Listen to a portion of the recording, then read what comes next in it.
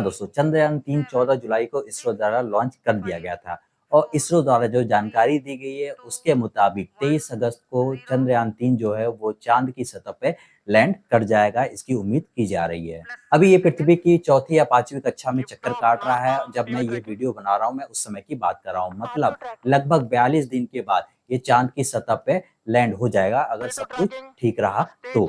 लेकिन दोस्तों, क्या आप जानते हैं 1969 में अमेरिका का अपोलो 11 मिशन महज 4 दिन में धरती से चाँद पर पहुंच गया। इंसान ने पहली बार उसी समय चाँद पर कदम रखा। उसके बाद साल 2010 में चीन ने चैंग 2 मिशन के दौरान भी धरती से चाँद की दूरी जो है वो महज 4 दिनों में ही पूरी कर ली थी। लेकिन धरती से चाँद तक दूरी तय करने का जो रिकॉर्ड है वो सोवियत रसिया के नाम है, जिसका लूना 1 मिशन, जिसने 1959 में, जी हाँ, 1959 में चाँद तक पहुंचने में महज 36 घंटे का समय लिया था। चीन, अमेरिका और रूस के स्पेसक्राफ्ट को चाँद तक जाने में महज 4 दिन का समय लगता है, तो भारत के चंद्रयान-3 को चाँद तक जाने में 40 से 42 दिन का समय आखिर क्यों लग रहा है? बता दूं कि जितना ये सवाल दिलचस्प है, उतना ही दिलचस्प इसका उत्तर भी है। तो चलिए बताते हैं कि आखिर भारत के चंद्रयान-3 को चाँद तक पहुंचने में इतना वक्त क्यों लग रहा है। देखिए दोस्तों, दरअसल इसरो के पास इतना शक्तिशाली रॉकेट नहीं है जो चंद्रयान-3 को सीधे चाँद के रास्ते पर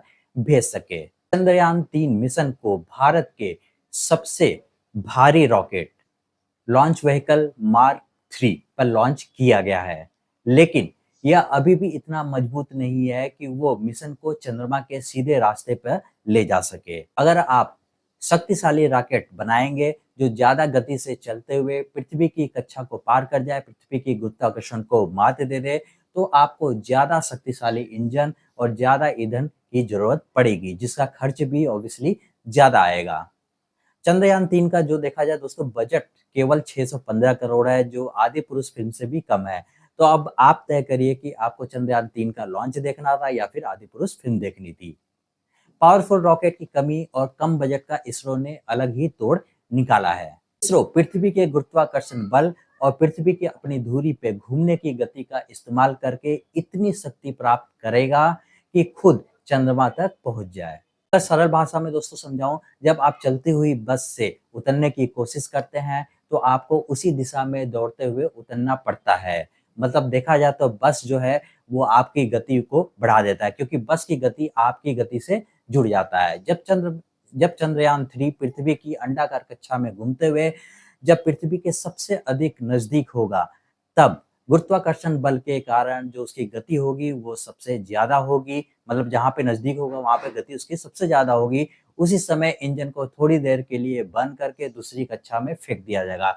इस तरह चंद्रयान-3 पृथ्वी के चारों ओर 5 कक्षाएं बदलेगा और आखिर में जब उसकी गति और शक्ति इतनी ज्यादा हो जाएगी कि वो पृथ्वी के गुरुत्वाकर्षण बल से बाहर निकलने में सक्षम हो जाए, तब इंजन को फायर करके चंद्रमा की एक कक्षा में प्रक्षेपित कर दिया जाएगा। इस तरह कम ईंधन, कम खर्च और कम शक्तिशाली रॉकेट होने के बावजूद भी चंद्रमा की कक्षा में स्थापित जो है वो कर दिया जाएगा। दोस्तों, इन सब में जो है वक्त ज्यादा लगता है। तो दोस्तों, अब आप समझ गए होंगे कि चंद्रयान-3 को चंद्रमा तक पहुंचने में 40 से 42 दिन का समय आखिर क्यों लग रहा है। अगर आपको वीडियो पसंद आया तो जरूर लाइक कीजिए। साथ ही साथ अगर आपका कोई क्वेश्चन हो तो कमेंट बॉक्स में आप लिख के पूछ सकते हो। मेरे वीडियो को लाइक करिए और मेरे चैनल को सब्सक्राइब करिए, तभी मुझे मोटिवेशन मिलेगा और अच्छी-अच्छी वीडियो आपके लिए और अच्छी-अच्छी जानकारियाँ आपके लिए लाने के लिए।